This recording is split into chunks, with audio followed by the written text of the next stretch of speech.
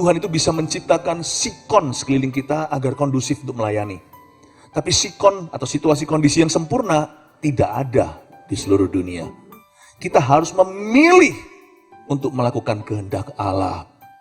Itu pilihan tidak bisa kita serahkan ke orang lain dan jangan salahkan keadaan. Mari kita buka sama-sama kitab Hagai. Pasal yang kedua. Udah Kristen lama, kita nggak tahu Hagai, nah kita harus bertobat rame-rame. Hagai itu setelah kitab Matius, tolong dibuka. Hagai itu di perjanjian lama saudaraku.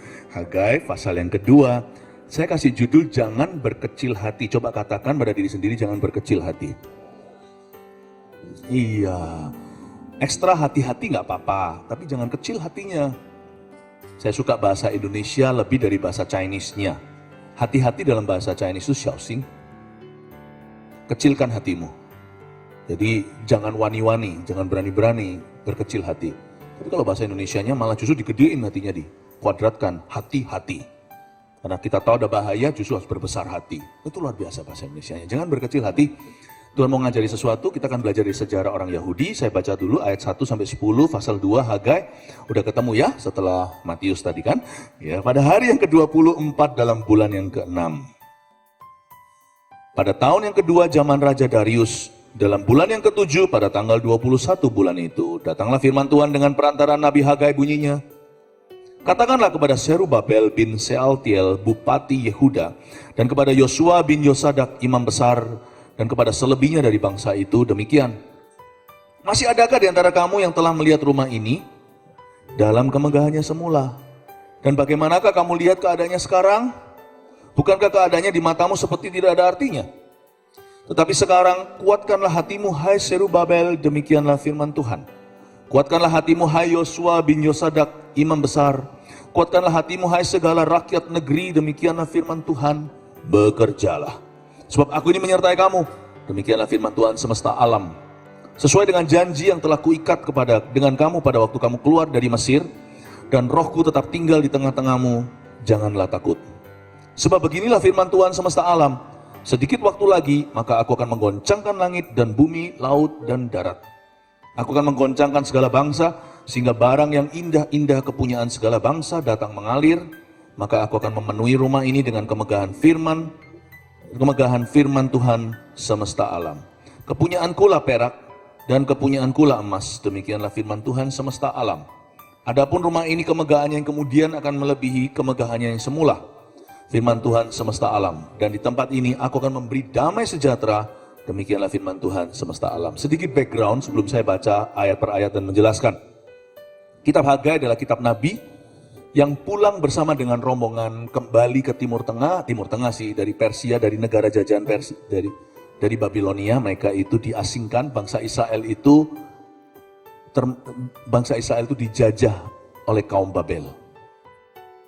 70 tahun silam dari waktu Hagai. Mereka itu dijarah bait suci. Kita semua juga punya pengalaman-pengalaman, misalnya di Indonesia tahun 98, kerusuhan tahun 65, zaman PKI. Setiap negeri, every nation, every country itu ada black history. Black history-nya orang Yahudi adalah ketika mereka itu didatangi oleh kaum Babilonia, dihabisin. Termasuk bait suci yang dibangun oleh Raja Salomo. Yang bukan diselaput dengan emas, tapi yang terbuat dari emas, itu dijarah habis-habisan. Gak ada batu di atas batu yang lainnya. Sungguh-sungguh dalam sekejap bangsa Yahudi seolah-olah punah dan mereka disebar kemana-mana. Lalu mereka dijajah di Babilonia. Sedikit background story. Lalu 70 tahun yang akan datang setelah black history, setelah mereka dihancurkan, maka seorang raja di Persia, hatinya tergugah, pulanglah kau orang-orang Yahudi, bangunlah bait sucimu. Bangunlah kembali Yerusalem, tanah suci itu. Maka mereka kembali, rombongan itu termasuk seorang nabi yang terus cayo-cayoin rekan-rekannya. Ayo bangun rumah Tuhan, bangun rumah Tuhan. Rumah Tuhan yang runtuh itu harus dibangun kembali. Kalian jangan sibuk bangun rumah sendiri. Boleh bangun rumah sendiri, setiap orang punya properti. Setiap orang punya gawe, punya pekerjaan. Tapi jangan bengkelaikan pekerjaan Tuhan. Karena itu yang membuat kalian sebagai bangsa diberkati. Yaitu rumah Allah alias gereja di perjanjian lama. Bangsa Israel dipanggil oleh Tuhan. Ayo pulang, kembali ke tanah airmu. Ini bukan secara geografi hari ini aplikasi. Aplikasinya buat kita hari ini adalah secara rohani. Kembali ke rencana Allah semula, carilah dahulu kerajaan sorga dan kebenarannya, maka semua akan ditambahkan kepadamu. Ayo dibangun lagi, aku menyertaimu. Kalau kamu mencari dulu dan membangun dulu kerajaanku, segala sesuatu di hidupmu pun aku akan tambahkan. Tapi bangsa Israel berkecil hati. Ya. Nah sekarang kita akan mengerti bagaimana bangsa Israel dikuatkan oleh Tuhan. Kita akan baca ayat per ayat dan saya akan jelaskan. Oke? Jadi Raja Persia ini mengalahkan Babilonia. Ganti manajemen ceritanya. Yang dulunya itu mengasingkan orang Yahudi, yang ini digerakkan oleh Roh Kudus untuk memulangkan mereka. Tuhan itu bisa menciptakan sikon sekeliling kita agar kondusif untuk melayani. Tapi sikon atau situasi kondisi yang sempurna tidak ada di seluruh dunia. Kita harus memilih untuk melakukan kehendak Allah. Itu pilihan tidak bisa kita serahkan ke orang lain dan jangan salahkan keadaan. Mereka punya pilihan, buktinya sikonnya dibuat kondusif pun orang Yahudi berkecil hati. Beriman atau tidak, itu semua keputusan hati. Kita hari ini mau percaya Tuhan bisa memakai kita atau iman kita hanya untuk kebutuhan hidup kita, ya terserah Anda. Kalau saya jadi Anda, saya tidak akan targetkan ke bulan. Kalau targetkan bulan paling saya akan makan terang bulan. Kangen gak terang bulan? Paling saya cuma ada di halaman belakang, pakai keker-keker melihat ke bulan itu. Tapi kalau saya target matahari, mungkin saya nggak nyampe ke sana, saya akan berakhir di bulan. Janganlah fokus hidupmu di Australia ini hanyalah untuk just to pay your bills, to buy your house, the mortgage, lalu hanya sekedar sekolahkan anak besar, so what? Semua kita tuh akan mati, mau bawa apa kalau hidup kita cuma begini? Apa bedanya kita sama orang dunia? Main Tuhan-Tuhanan kan? Tuhan mau ada di hidup kita, dan Tuhan mau memberi kita prioritas yang berbeda. Targetkan matahari, jangan bulan, kebutuhan. Bulan itu kebutuhan hidupmu saja dan keinginanmu. Targetkan kerajaan surga. Segala sesuatu ditambahkan, dan saya percaya hidupmu akan bermakna. Jangan berkecil hati, sekarang ayat per ayat, baca dan juga ambil catatan, sebab saya rasa ini semua khotbah yang bisa direferensi kembali, pengajaran ini akan berguna di hari-hari esok Anda. Pada hari yang ke-24 dalam bulan yang ke-6, pada tahun yang kedua zaman Raja Darius orang Persia itu ya, dalam bulan yang ke-7 pada tanggal 21 bulan itu datanglah firman Tuhan dengan perantaraan Nabi Hagai bunyinya. Kira-kira itu jatuh di bulan Oktober 520 sebelum Masehi, sedikit history. Padahal di ayat ini dikatakan pada hari yang ke-24 dalam bulan yang ke-6. Bulan yang ke-6 ini bukan Juni, karena ini bukan kalender barat. Ini kalender kuno. Jadi kurang lebih itu di sekitar bulan Oktober 520 years before Christ. Ya, 520 tahun, 500 tahun sekian sebelum Yesus dilahirkan.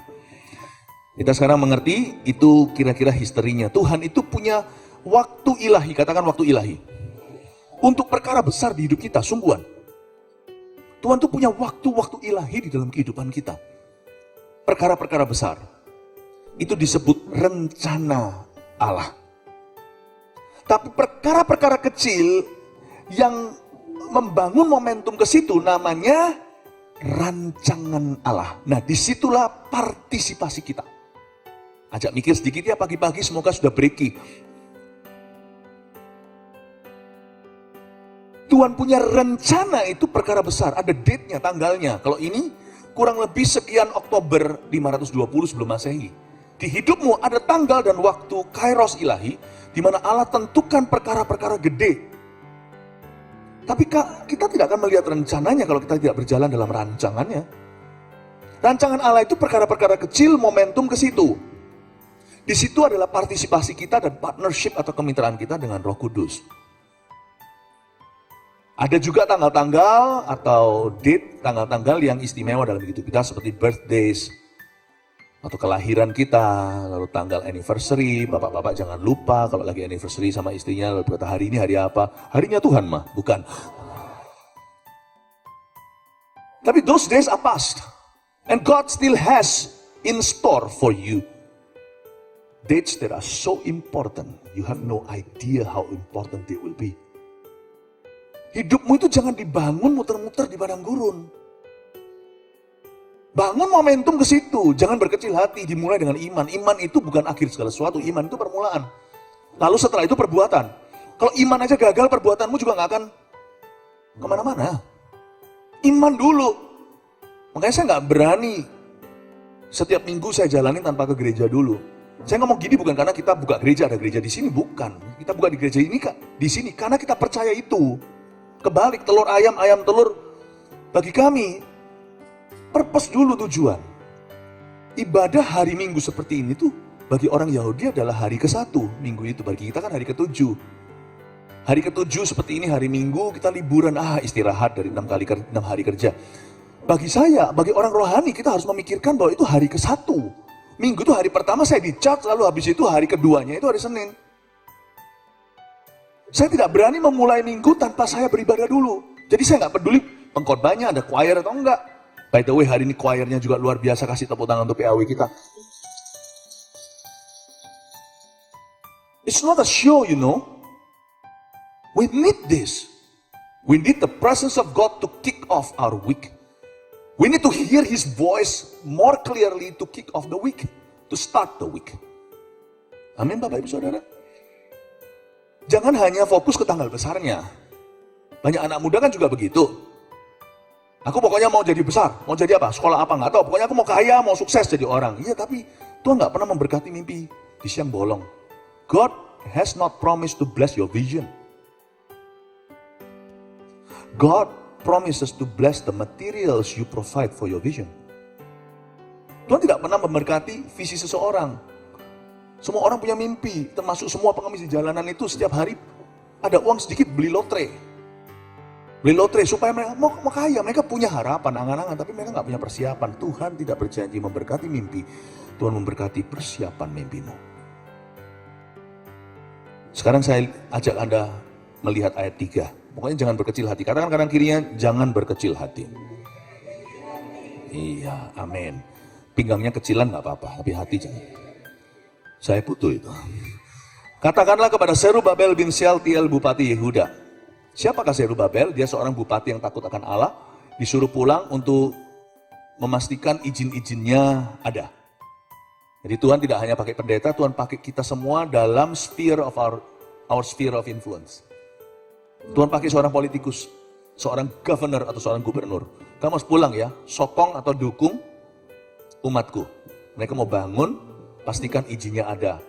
Ya, kanan kiri izin keramaian semuanya, propertinya ada di sana. Pastikan nanti kalau dibangun sound sistemnya bagus, ada peredam suara. Pastikan pengaturannya semua jalan. Ada orang-orang yang mikir untuk ibadah Tuhan itu, ada orang-orang yang mikir untuk gereja. Ini gereja di Perjanjian Lama, kita sekarang gereja di Perjanjian Baru.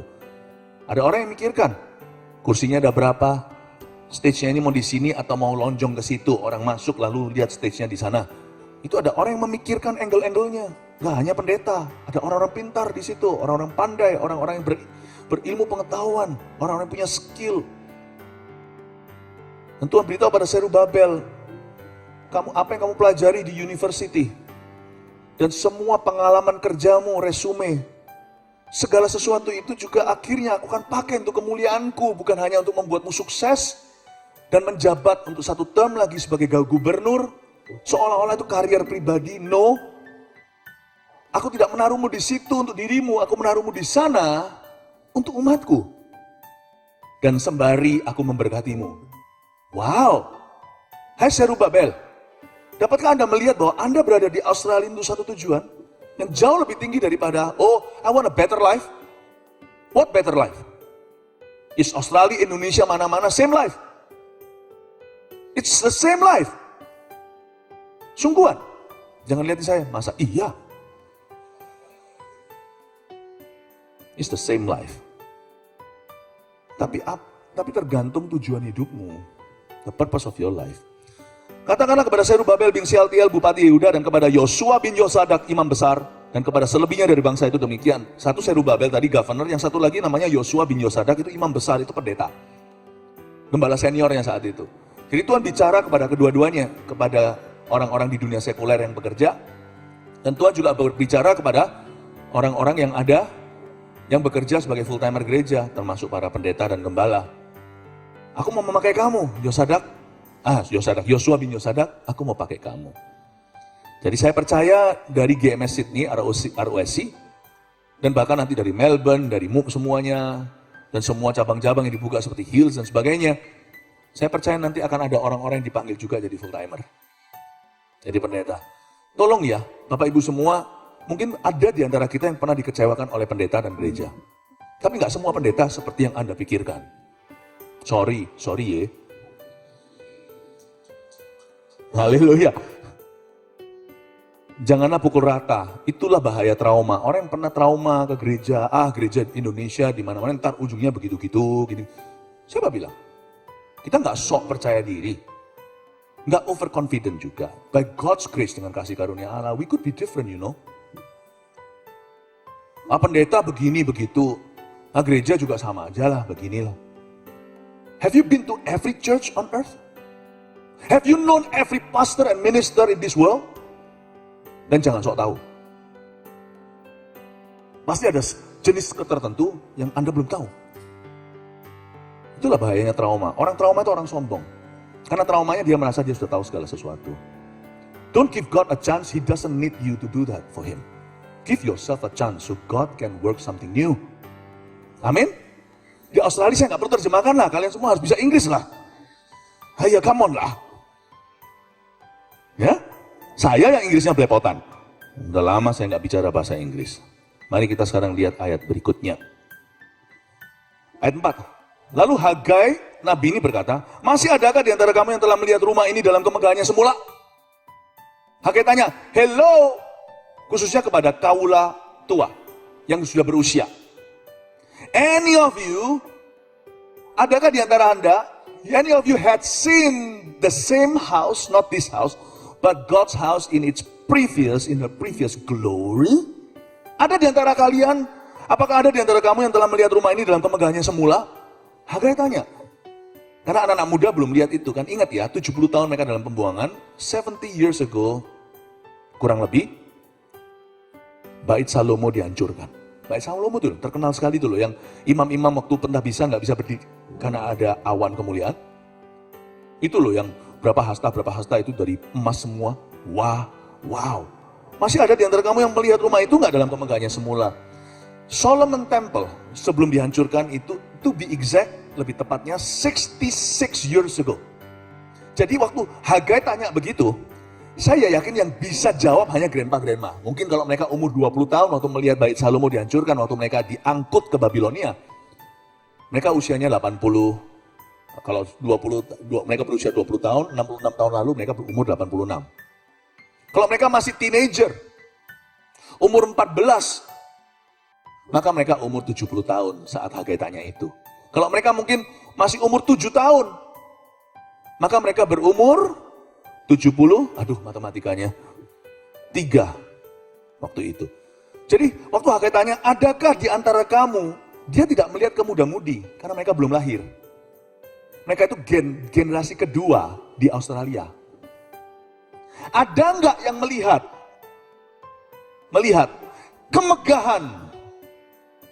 kemegahan negeri 66 years ago, 66 tahun lalu, dia melihat ke orang-orang yang tua dan yang sudah beruban. Di antara mereka ada yang mengangguk-angguk dan berkata, saya telah melihatnya. Sungguhan kaula tua itu sudah pernah melihat kemegahan bait suci Salomo, karena Salomo punya bait Allah dibuat tanpa budget. Karena waktu zaman Salomo ekonomi begitu bagus, emas di daerah situ kurang berharga, bahkan perak pun tiada harganya seperti batu biasa. Saking banyaknya emas, kalau Anda baca di zaman Sulaiman, mereka itu ada perkapalan dan mereka bawa emas-emasan dari mana, itu emas itu numpuk cuma di satu spot, yaitu di Yerusalem dan sekelilingnya. Coba bayangkan. Salomo buat bait suci tanpa budget sama sekali. No expense spared. Everything the best. Speknya itu loh yang tertinggi. Kayunya pakai kayu aras dari Libanon yang terbaik. Ini kalau bangun rumah ya. Bangun rumah. Maunya semua pokoknya yang top of the line. Itu harganya nanti melebihi harga tanahnya. Luar biasa. Tapi saya tunjukkan kepada Anda bahwa Tuhan tidak terpukau dengan semua itu. Tuhan itu terpukau dengan usaha kita. Masih ada di antara kamu yang telah melihat rumah ini dalam kemegahannya semula? Ada orang mengangguk-ngangguk, bahkan ada yang berlinang air mata. Iya, bait suci yang sekarang ini. Apa ini dibanding dengan dulu? Ada nggak orang yang selalu berkata, dulu lebih enak ya? Dulu melulu. Dulu orang itu kalau bahasanya begitu sih nggak bisa ikut Tuhan. Ya, dan juga mendidik anak juga dengan cara yang salah. Anak zaman sekarang, ya iyalah, zaman dulu punya anak nggak menghadapi tantangan anak zaman ini. Jangan compare begitu. Orang yang suka dulu, hari yang lalu lebih enak dari hari ini. Wah, masa lalu lebih enak. Orang yang selalu noleh ke belakang, kecetit nanti lehernya. Ada yang nangis pula dan berkata, aku mengenang seperti dulu. Yesterday, all my troubles seem so far away. Now I long for yesterday. For yesterday. All my troubles seem so far away. Yesterday. Yesterday once more. Jadi, orang yang seperti itu tidak bisa maju. Saya ngerti ada hal-hal yang lebih baik di masa lalu. It's true. Tapi nggak bisa di-compare karena ada hal-hal yang lebih baik di masa kini juga. Udahlah, jangan banding-bandingkan. Dibanding-bandingke, ya mesti kalah. Masih ada di antara kamu yang telah melihat rumah ini dalam kemegahannya semula. Dan bagaimana kamu lihat keadaannya sekarang? Bait suci yang dibangun baru nih loh. 66 years after. Yang dibangun ini kalah materi sungguhan. Kalau dulu kayu aras, ini kayunya sudah grade-nya kedua, ketiga. Dulu pakai marmer, pakai granit yang dimana itu pakai emas. Sekarang cuma pakai batu yang dipoles atau pakai granit. Pakai tile-tile yang mirip-mirip marmer gitu, yang gampang maintenance-nya. Yang dulu lebih luxurious, yang sekarang lebih praktis. Dan bagaimana kamu lihat keadaannya sekarang? Hagai membandingkan, memancing iman. Bukankah keadaannya di matamu seperti tidak ada artinya? Semua orang-orang kaum tua berkata, iya betul, kalah jauh. Tapi Hagai menegur mereka. Tahukah Anda, kalau orang yang suka membandingkan, rumput tetangga akan selalu lebih hijau daripada rumputnya. Jaga-jaga jikalau Anda suka membandingkan rumputmu dengan rumput tetangga, hitung juga water bills-nya. Tagihan airnya itu luar biasa di musim kemarau. Jangan cuma melihat hasil akhirnya. Bandingkan juga harga yang dibayar. Saya nggak pernah iri sama orang kok. Saya pernah melihat seorang konglomerat. Waduh, punya segala sesuatu, tidur hanya sedikit. Banyakan mereka tidurnya itu cuma di bawah 5 jam. Tapi keluarganya tidak pernah ketemu. Nggak ada keharmonisan. Saya bilang saya nggak iri dengan suksesnya. Buat apa? Kalau saya jual apa yang berharga di hidup saya, mungkin saya dapatkan berkat materi. Tapi apakah itu berkat? Saya rasa bukan itu ya. Saya rasa kita punya prioritas yang benar. Jangan mengejar dunia dengan hampa. Jangan kita terpancing dengan mata kita. Karena ketika kita merasa kita nggak punya apa-apa, biasanya kita kan jadi picik hatinya. You know, when you think that what you have is too small, it's a temptation. Never to thank God for it, and never to give to help others. Saya tidak berkata cuma dengan materi, tapi smallness of our gifts sometimes could spell temptation. Misalnya soal persembahan. Saya nggak ngomong duit, tapi sebagai contoh aja ilustrasi. Aduh, aku cuma punya 2 peser uang. Emangnya ini bisa membuat perbedaan gitu bagi bait suci? Nggak usah lah. Tunggu aku punya banyak baru aku memberi. Misalnya waktu. Waktuku itu cuma segitu. Masa bisa aku berguna? Tunggu nanti kalau aku sudah selesai mortgage rumah, sesudah semua yang kumimpikan, kudapatkan, aku akan melayani Tuhan. Orang itu tunggu banyak dulu baru dikasih ke Tuhan. Baik itu waktu, baik itu talenta. Talentaku pas-pasan, doa pun belum terlalu bisa. Nanti deh suatu hari kalau aku lebih rohani. Kapan rohaninya? Manusia itu selalu begitu, kalau dia merasa apa yang dia miliki terlalu sedikit, terlalu kecil, atau terlalu lemah, dia tidak persembahkan, tunggu banyak. Makanya itu di sini Hagai bertanya, ada nggak di antara kalian yang melihat rumah itu semula rumah Salomo? Bagaimana kamu lihat sekarang, kamu bandingkan dengan rumah yang ini? Bukankah keadaannya di matamu seperti nothing atau tidak ada artinya? Don't say it's nothing, katanya, kata Hagai. Seolah-olah Hagai bernubuat suatu hari Kristus akan berdiri di bait suci melihat ada satu orang wanita, perempuan tua, mungkin dia janda, memberi 2 peser uangnya. Itu mungkin tidak bisa bahkan membayar bea bait suci untuk dia sendiri. Membangun sinagoga mana bisa. Dikasihkan Nabi Yesus memuji perempuan itu di depan semua orang yang memberi dengan lamsam, dengan amount atau dengan jumlah yang jauh lebih gede. Yesus berkata ini bukan soal pemberian jumlahnya, tapi presentasi buat wanita itu. Dia memberikan segala yang dia miliki, sekalipun kecil, sekalipun tidak berarti. Dibutuhkan iman dan keberanian untuk dia maju ke depan dan menyerahkan itu ke dalam kotak bait suci. Waktu dia masukkan itu, dia tidak menunggu banyak dulu atau punya sesuatu. Dia persembahkan apa yang ada. Jangan pernah berkata nothing tuh 5 roti 2 ikan. Waktu dibawa datang ke Yesus oleh satu anak kecil yang membawa rantangannya, saya rasa anak itu namanya Roti Boy. Waktu Yesus menerima itu, Filipus yang membawanya, Filipus yang menemukan, tapi saya malu dengan komentarnya karena nama kita sama. Dia berkata, emangnya ini Tuhan ada 500 ribu kan? Tapi ini, what good does it do to feed the 5,000? You have no idea. Kalau kamu berkecil hati, kamu mengecilkan Tuhan. Whatever little you have, Tuhan tidak minta semua, tapi berikan itu kepada Tuhan, untuk Tuhan. Bersama dengan Tuhan, kita lakukan sesuatu dengan itu. You don't wait until you've got enough time to serve God. Karena ada orang berkata, nanti sampai aku sudah punya waktu. Lalu tiba-tiba ketika waktu sudah ada, dia stroke. Nanti setelah aku semua mortgage-nya dan sebagainya, setelah aku dapatkan rumah idamanku, anak-anakku gimana, anaknya udah besar, tiba-tiba anaknya kena narkoba, LGBTQ. Pada saat dia ready to serve God, dia tidak datang as a servant, tapi as a patient. Lebih parah daripada sebelumnya. Karena dia tidak pernah bawa culture kerajaan Allah itu masuk ke dalam rumahnya. Semua tentang mengejar dunia, sehingga anak-anaknya pun akhirnya jauh dari Tuhan. Ginilah, guru kencing berdiri, kencing berlari. Kok kucing?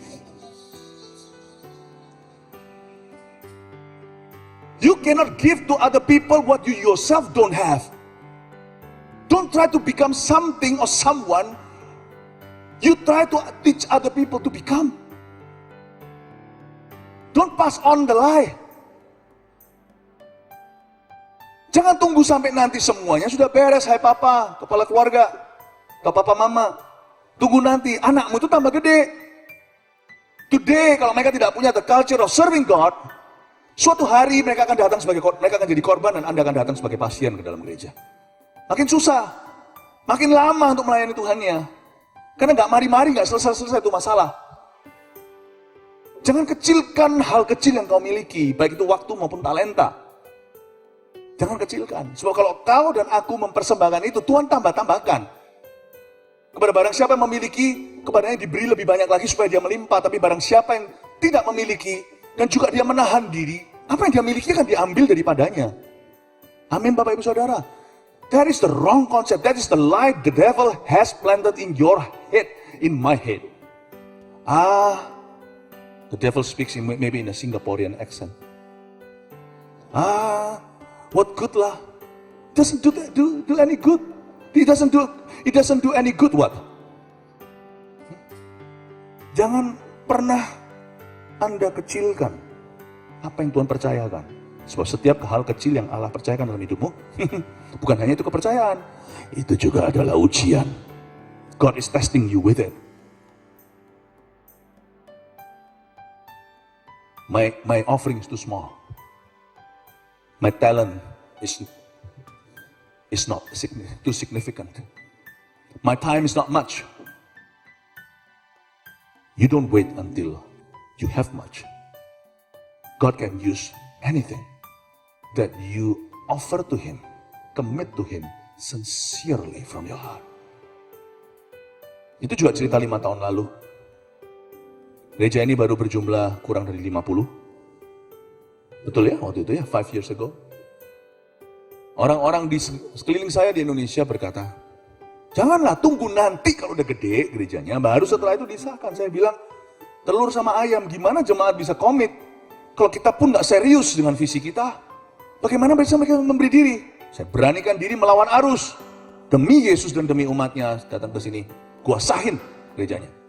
5 years ago. Saya masih ingat kok. Waktu itu di level lantai ke-4. Sekarang lantai ke-5. Kita naik level.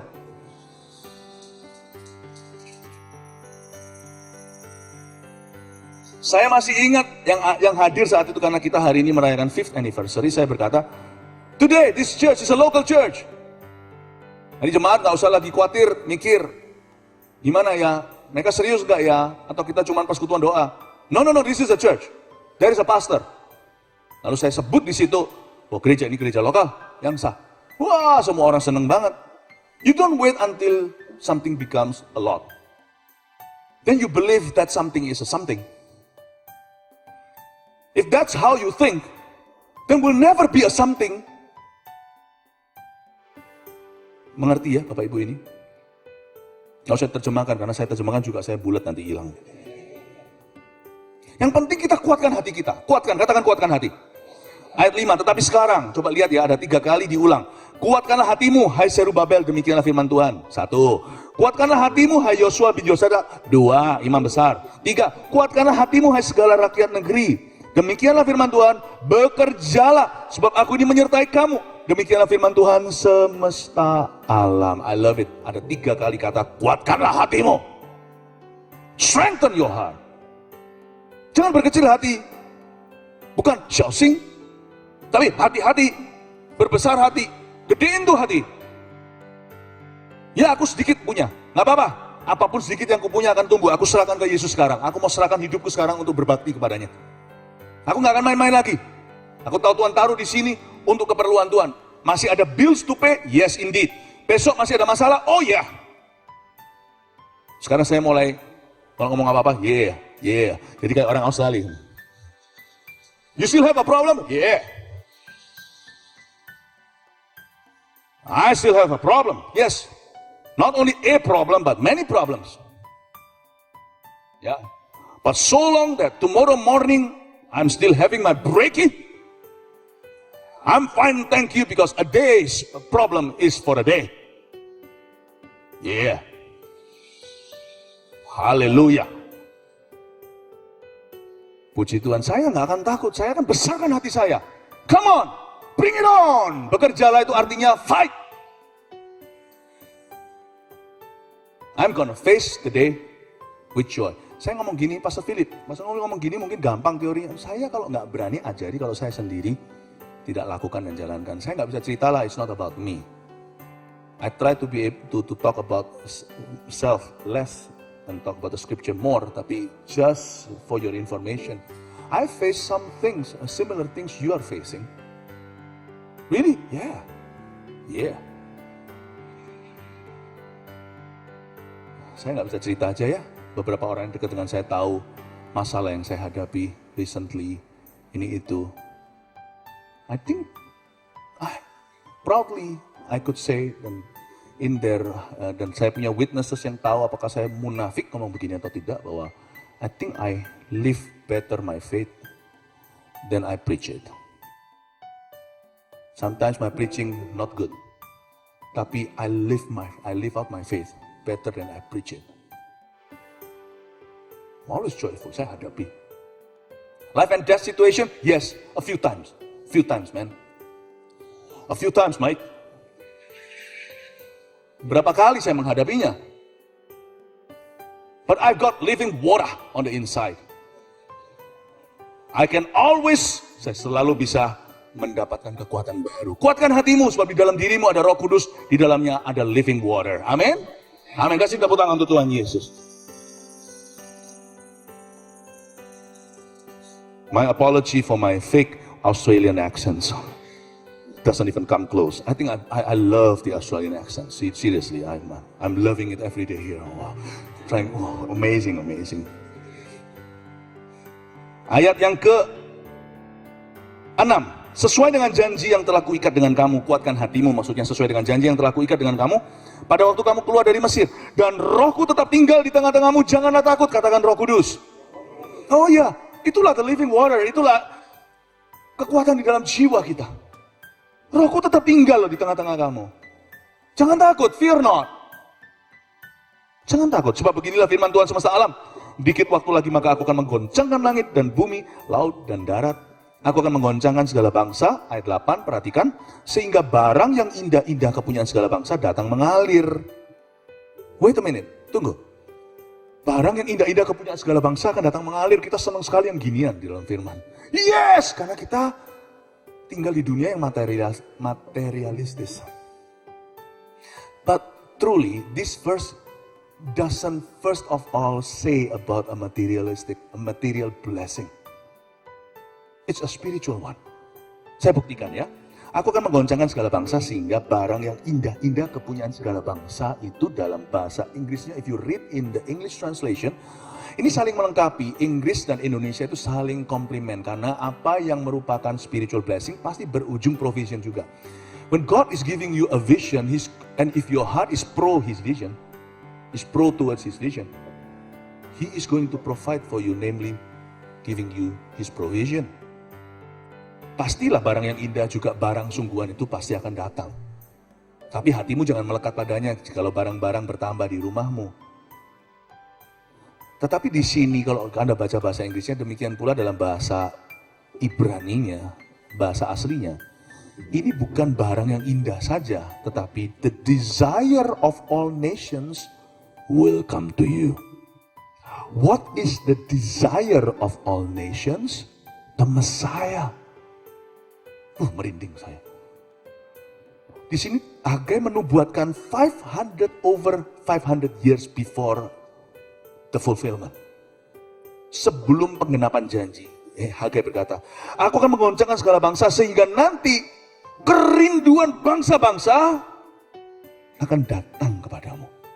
Siapa itu? Yesus Kristus Mesias. Baca sedikit dulu, saya jelaskan. Ayat 9, kepunyaanku lah perak dan kepunyaanku lah emas, demikianlah firman Tuhan semesta alam. Adapun rumah ini, dia bicara dengan kaula tua. Kemegahannya kemudian akan melebihi kemegahan yang semula, firman Tuhan semesta alam. Tunggu, saya nggak setuju kalau secara manusiawi saya baca. Di dalam sejarah tercatat bahwa bait suci yang dibangun di zaman Hagai oleh temboknya dibangun Nehemia, ibadahnya dibangun Ezra, bait sucinya dibangun mereka, Zerubabel segala.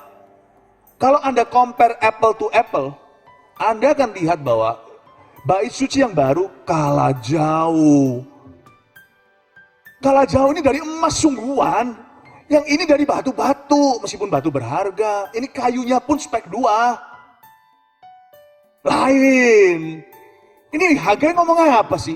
Adapun rumah ini kemegahannya kemudian akan melebihi kemegahan yang semula. Pikiran kita dasar manusia material, listis. Mikirnya selalu tentang kayu, marmernya, besinya, bajanya. Come on lah. Yang dimaksudkan di sini kemegahannya itu spiritual. Kemegahannya kemudian akan melebihi kemegahannya semula. How come? Gimana? Demikian firman Tuhan. Dan di tempat ini aku akan memberi damai sejahtera in this place.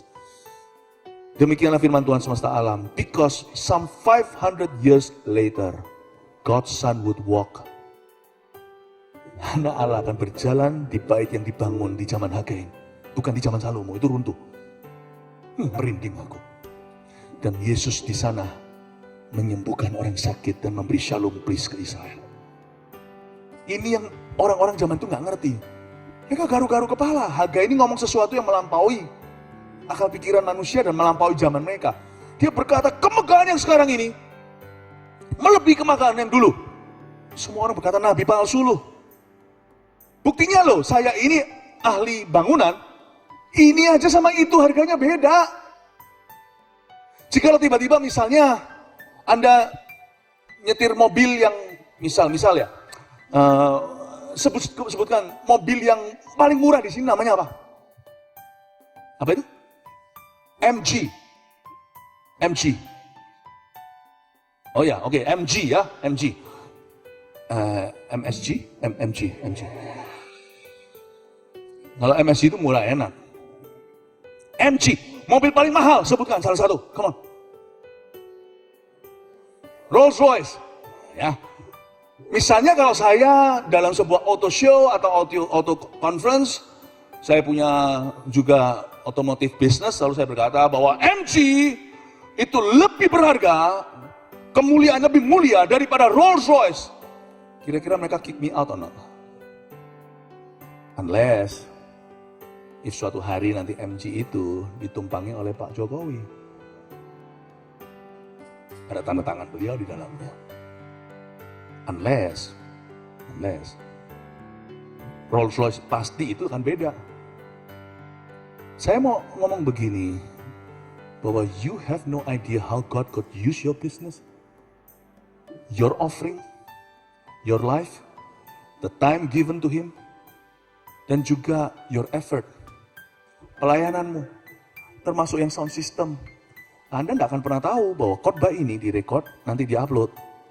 Sambuan mau bunuh diri, nggak jadi. Itu bukan karena khotbah saya saja, tapi juga karena production timnya. You have no idea whom you gonna save, and how Jesus gonna use this. Your effort, your corporate effort sama-sama. You not gonna, nggak akan kita itu akan membayangkan bahwa 500 tahun kemudian anak Allah akan berjalan di bait suci yang pas-pasan budgetnya yang mereka bangun, pas-pasan. Tapi di mata Tuhan, Salomo memberi dari kelebihan. Mereka ini kaum jajahan, memberi dari kekurangan mereka. Dan Tuhan berkata, nanti gua akan jalan bukan di baitnya Salomo, tapi di bait yang kamu bangun dengan kayu terbaik, meskipun itu tidak masuk speknya untuk raja di atas segala raja. But because you give, I'm going to honor that. And I'm gonna use that, aku akan memakainya untuk kemuliaanku.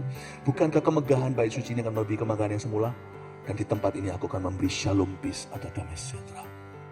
Saya terharu dan kata, Tuhan, saya tidak akan pernah tahu. Tahu nggak?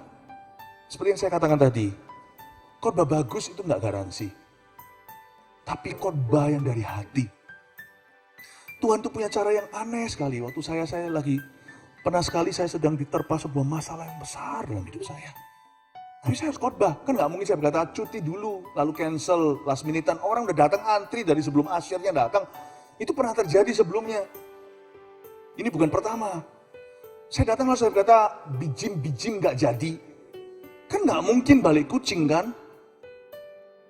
Saya nggak mungkin balik kucing dan tunjukkan iman Hello Kitty. Saya harus berani. Saya nggak peduli. Orang nggak tanya, Pastor Philip, how do you feel when you preaching today? You don't even need to care about how I feel. So long that I give you God's word, God's timely word for you today. Tapi kadang-kadang saya merasa ada waktunya saya merasa lemah. Lalu saya naik ke atas, saya khotbah berusaha, tetapi nggak bisa menata kalimat dengan sebaik mungkin seperti biasanya. Kaget saya. Saya disapa orang waktu dalam perjalanan di sebuah airport ke luar kota. Saya disapa dan kata, that sermon saved me from committing suicide. Tuhan seperti mau berkata, the little you give in your weakness, let the weak say you're strong. Selama kamu komitmen to live for me, bukan untuk your own pleasure. I will use whatever, aku akan pakai apapun juga. Kelebihanmu ku pakai, kelemahanmu ku pakai. Tapi orang yang tidak ku pakai adalah orang yang making excuses. Orang yang membuat berbagai macam alasan. Saya kasih 3 poin sudah ada bawa pulang. Oh sorry, gak segera pulang hari ini sampai malam cincin puweja.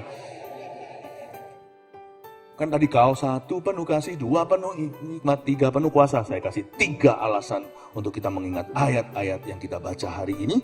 Yaitu jangan berkecil hati. 1, ini yang kita pelajari sedikit review. Jangan remehkan permulaan yang kecil dan sederhana. Munculkan. Itu dia. Ya, please jangan remehkan. A humble beginning. You don't have to start great.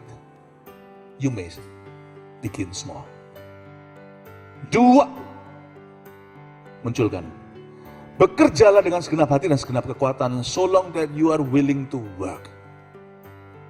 Bukan bekerja dengan keras saja, tapi dengan prioritas yang benar. Telu. 3. Tuhan bisa memakai kita melampaui mimpi kita. You have no idea how the Messiah is going to use whatever you commit to Him.